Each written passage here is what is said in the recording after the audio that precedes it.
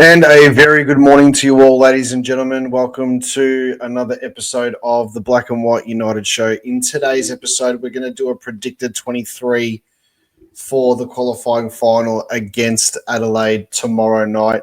Currently, at the time I'm filming this, it's about 6:30 in the morning, so it's quite early. So teams will obviously get dropped later tonight, and we'll be able to see. But this is just a video of my predicted 23. Let's just get straight into it. Roll the intro. 0, 1. Let's get started.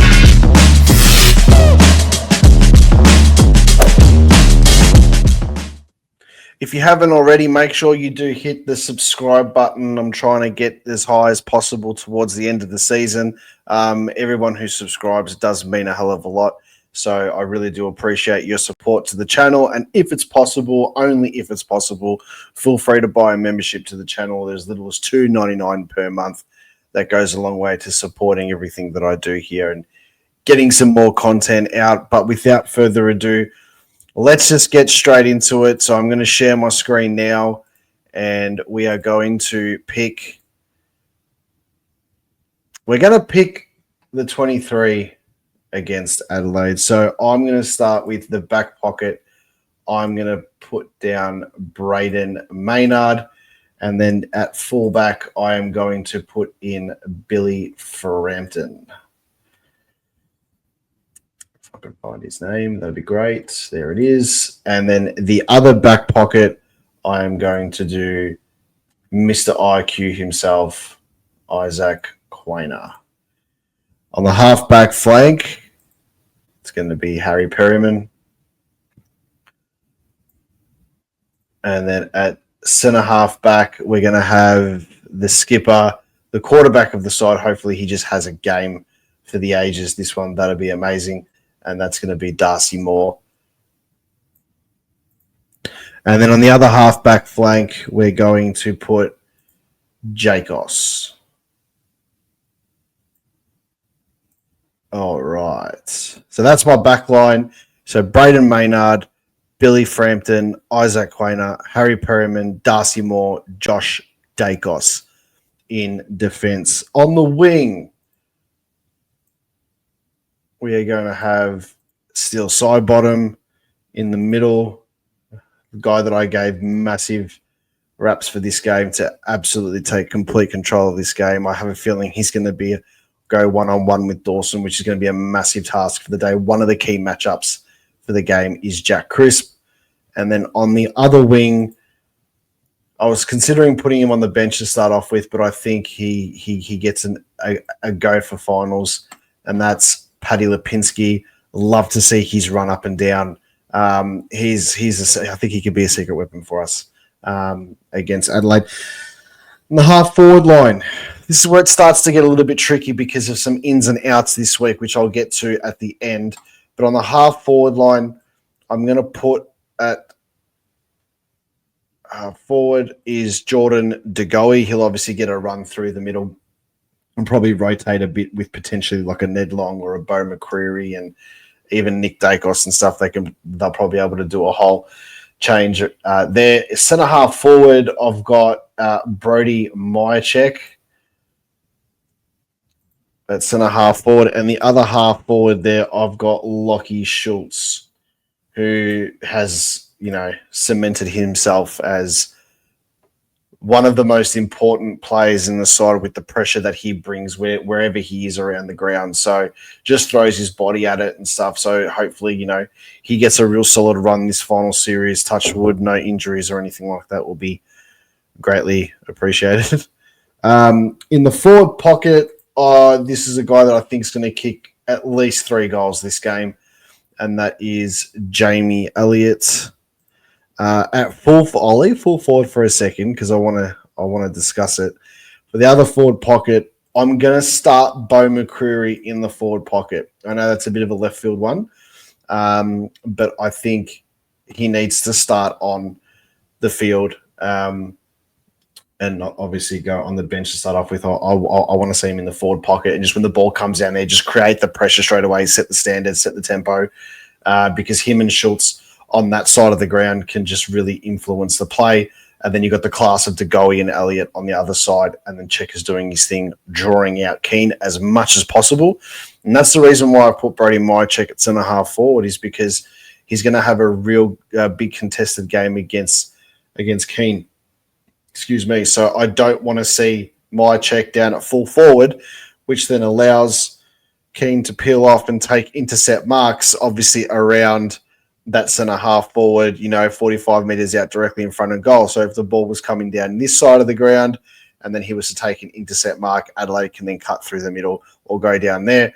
That's why I don't want him at full forward. I'd rather him stay there. So if he's going to do some intercept marking, which he is, if it's around that side of the ground or around the middle of the ground, we have an opportunity to just kick it over if Myercheck can push him out. If Myercheck pushes Keane out and Keane doesn't do anything throughout this game, and Myercheck doesn't really touch the board, it doesn't kick a goal, but it's pushed out and it opens up the forward line, you're going to have a guy sitting at full forward that can take a mark. If not, bring it to ground. You've got McCreary, you've got Elliott, you've got Schultz, you've got DeGoey, then checkers can run in.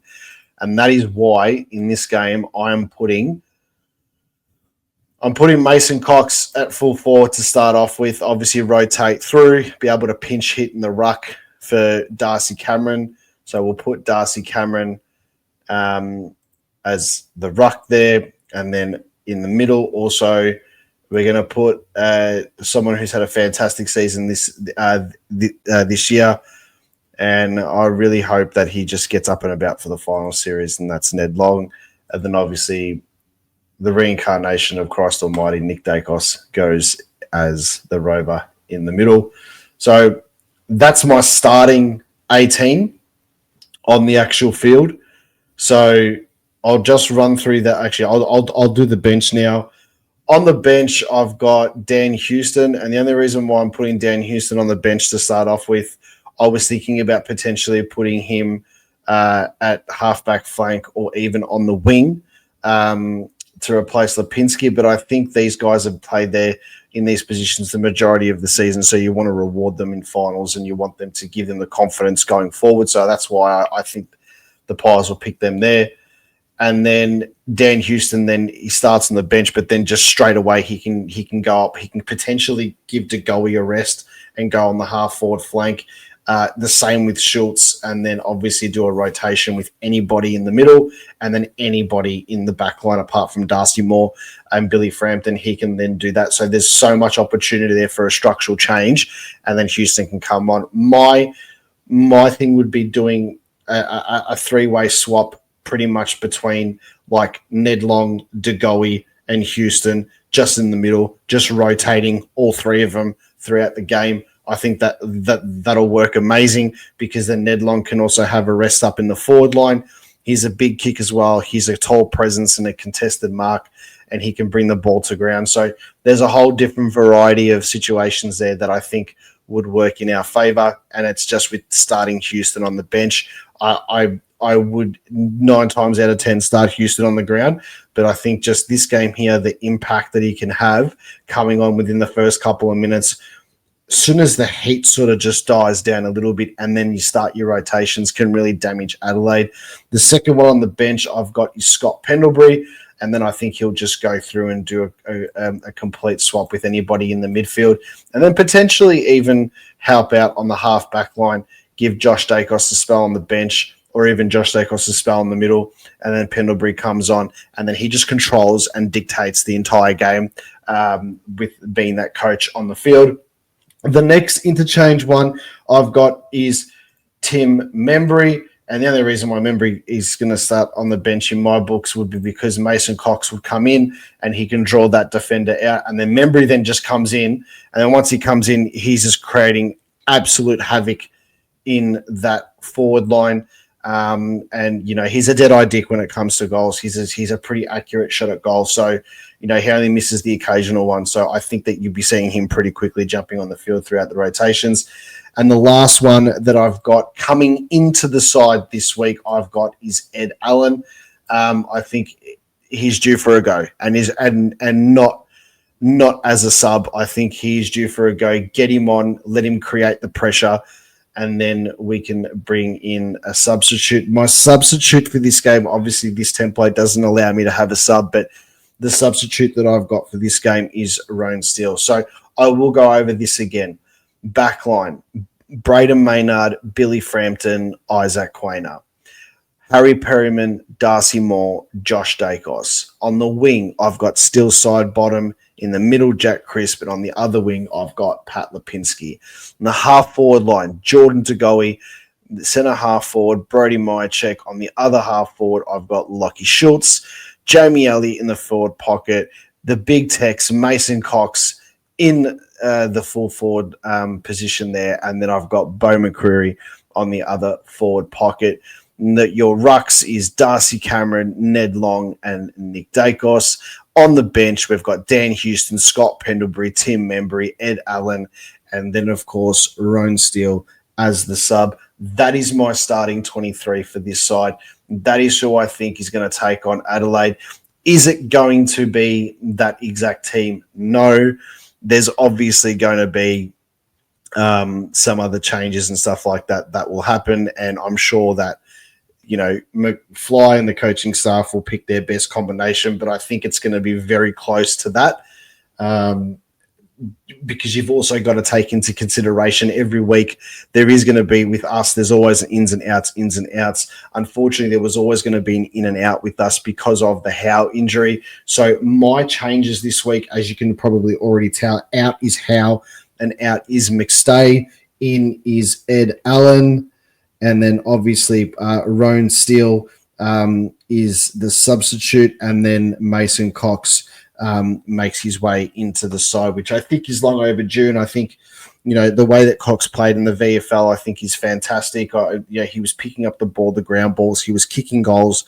I know it was against VFL opposition, but it was also a final. So regardless, he's got that sudden death final, experience already this season playing in the VFL. I know it's VFL, but people need to understand the VFL is now pretty much an East Coast competition, so it's half a national competition.